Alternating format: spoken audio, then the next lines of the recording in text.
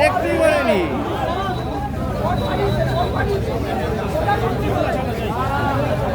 বেরিয়ে গেল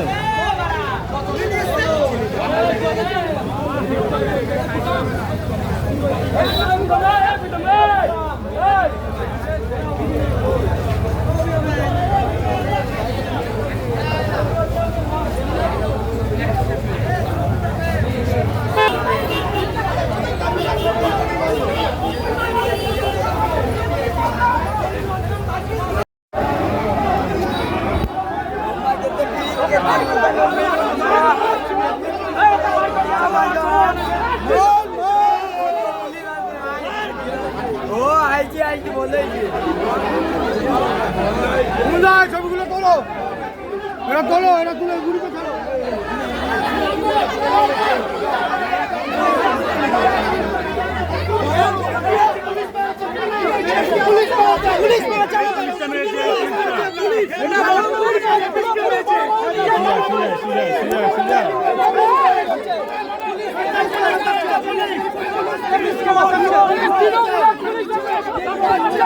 মাইকটা ধর মাইকটা ধর মেরেছে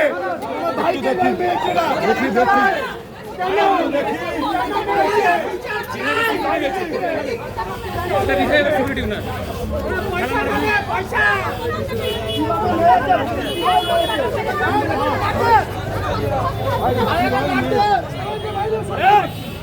একদম বেশি কথা সামনে যান ভাই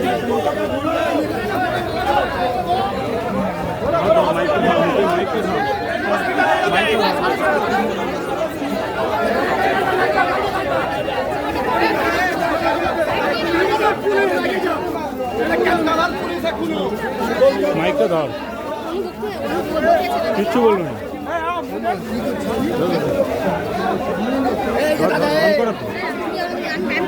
না না না না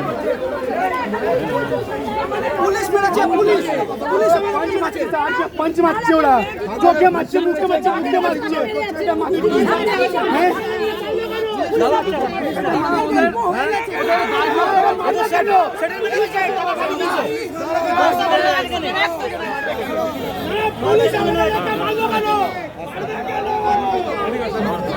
ফারমানা ওসিকে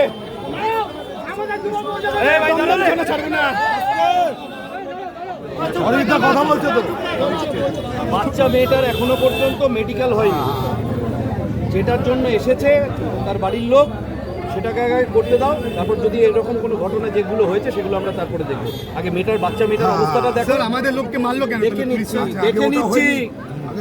আগে বাচ্চা মেয়েটা যেটার জন্য তোমরা এসেছো কিসের প্রতিবাদ করতে? বাচ্চা মেয়েটার বিরুদ্ধে তো, যে তাকে সাহায্য করেছে তাকে লকআপে ঢোকাবার জন্য। আগে সেটা হতে দাও, আগে সেটা হতে দাও, আগে সেটা হতে দাও। আইন কেউ হাতে তুলে নিও না, দেখি আইন কেউ হাতে তুলে নিও না। দাঁড়াও দাঁড়াও, যে নোংরামি করেছে আর যারা নোংরামিকে মদত দিয়েছে আগে তাদের বিরুদ্ধে অ্যাকশন নিতে দাও। তারপর যদি কোনো পুলিশ কোনো রকম বাড়াবাড়ি কিছু করে থাকে সেটার সমস্ত কিছু এখানে সিসিটিভি মোড়া রয়েছে, সেটা দেখা যাবে। দাদা বেশ কয়েকজন কিন্তু বিজেপি কর্মী আহত হয়েছে, তাদের ট্রিটমেন্টের জন্য নিয়ে যাওয়া হয়েছে। এখানে একটা ঘটনা ঘটেছে, ধাক্কাধাক্কির ঘটনা। কারণ এই যে প্রাক্তন কাউন্সিলর জলিল মণ্ডল, আমরা জানতে পারলাম এখানে এসে যে এই বাচ্চা মেয়েটিকে যে নোংরামি তার সাথে করা হয়েছে, বর্বরতা নোংরামি এই বাচ্চা মেয়েটার সাথে করা হয়েছে, এই প্রাক্তন কাউন্সিলর জলিল মণ্ডল সে যে অপরাধী তাকে ইতিমধ্যে পালিয়ে যাওয়ার জন্য রাস্তা করে দিয়েছে এবং যে আই উইটনেস তাকে হুমকি দিয়ে এলাকা ছাড়া করে দিয়েছে। এবং এই বাচ্চা মেয়েটির মা তাকে গতকাল রাত থেকে আমরা এসে শুনতে পেলাম যে বাড়ি ছেড়ে এলাকা ছেড়ে চলে যাওয়ার জন্য বারে বারে হুমকি দিয়েছে। অর্থাৎ এটা ডাইরেক্টলি আইনি ব্যবস্থাকে পঙ্গু করে দেওয়ার। এবং সবচেয়ে বড় কথা হচ্ছে যে জঘন্যতম বর্বরচিত ঘটনা একটা 3.5 বছরের ছোট্ট বাচ্চা শিশুর সাথে হয়েছে, সেখানে কেউ এই ধরনের কাজ করা এর থেকে মানে নগ্ন বর্বরতা এর থেকে আর কিছু হতে পারে না। দাদা জলিল মণ্ডলের নামে প্রচুর অভিযোগ রয়েছে, বারে বারে এই অঞ্চল থেকে বারে বারে অভিযোগ উঠেছে। আর অভিযোগ কি, আমরা তো বারে বারে নির্বাচনী প্রচারের সময় আমরা তো রাস্তায় দাঁড়িয়ে বলেছি এই যে যেসব কারখানাটা পড়ে রয়েছে তার চারদিকে শীত কেটে যেসবের লোহার শেষ টুকরোটা পর্যন্ত এই জলিল মণ্ডল চুরি করে বার করে নিয়ে গেছে, আর তৎকালীন প্রশাসন দাঁড়িয়ে থাকতো ওর এই চুরিতে মদত দেবার জন্য। সাপুইপাড়া বস্তি বারে বারে আমরা তৎকালীন প্রশাসনকে জানিয়েছিলাম, বাংলাদেশের রাত্রিবেলা করে টাটা 400 সাথে করে বাংলাদেশ থেকে যারা অবৈধ অনুপ্রবেশকারী তারা এসে ওখানে নামতো, আর এই জলিল মণ্ডল আর তার সাঙ্গপাঙ্গরা তাদেরকে থাকার ব্যবস্থা, খাবার ব্যবস্থা, তারপরে ভোটার কার্ডের ব্যবস্থা, আধার কার্ডের ব্যবস্থা, এগুলো তারা করে দিত। দীর্ঘদিন ধরে আমরা বলে এসেছি। এতদিন পর নোংরামি করতে করতে করতে লোকটা এত নোংরা হয়ে গেছে, এত বর্বর হয়ে গেছে যে আজকে একটা 3.5 বছরের ছোট্ট বাচ্চা শিশু মেয়ে, তার সাথে কি বিলাল বলে কোনো একটি ছেলে যে জঘন্য বর্বরচিত আচরণ করেছে, একটা ওইটুকু বাচ্চাকে দেখেও যে কামাতুর হয়ে পড়তে পারে।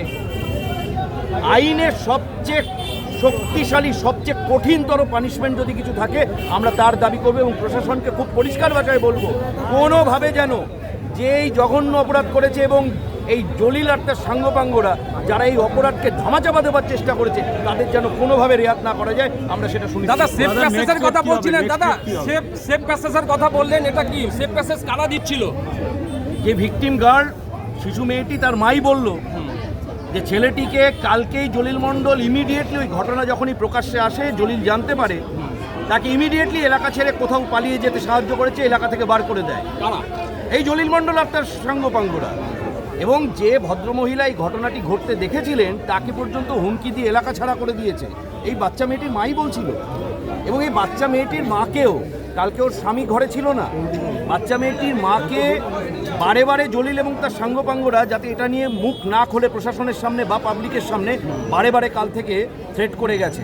আর তার স্বামী যেহেতু ঘরে ছিল না তাই একা মহিলা, তিনি সাহস করতে পারেননি।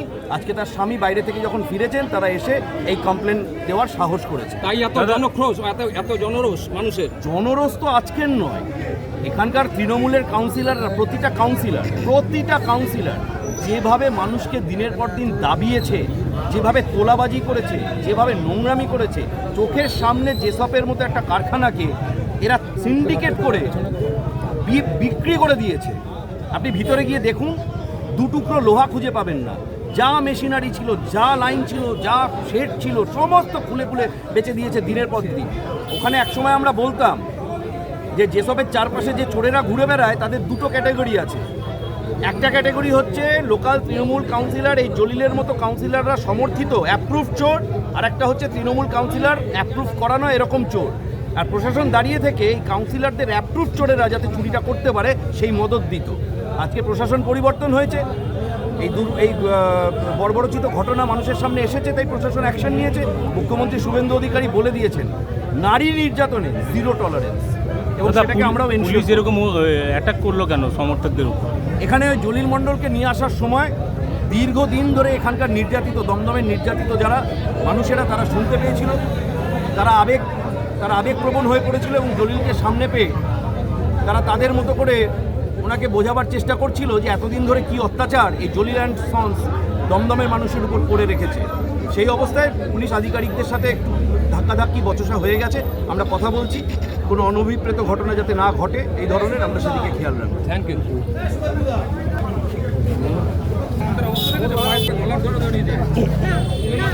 নমস্কার, আমি শ্রেয়াজানা। আপনি দেখছিলেন লাইভ নিউজ। আজ এখানে একটু শুনতে পেলেন আমাদের যে এখানকার বিধায়ক, দমদম এলাকার যে এমএলএ অরিজিৎ বংশী, তিনি এই যে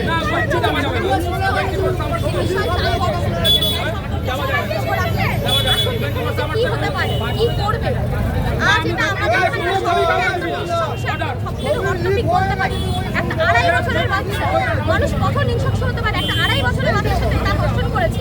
আমাদের 2 নম্বর এইখানে দমদমের বাসিন্দা সেই বাচ্চাটা, সেই বাচ্চাটাকে মাকে তার পাড়ার লোককে হুমকি দেওয়া হয়েছে। এলাকার যে আমাদের কোনো প্রাক্তন তৃণমূলের যে ছিল আমাদের নেতা একজন, তিনি তাদেরকে শাসিয়েছেন, শাসিয়ে তাদেরকে বের করে দিতে চেয়েছেন।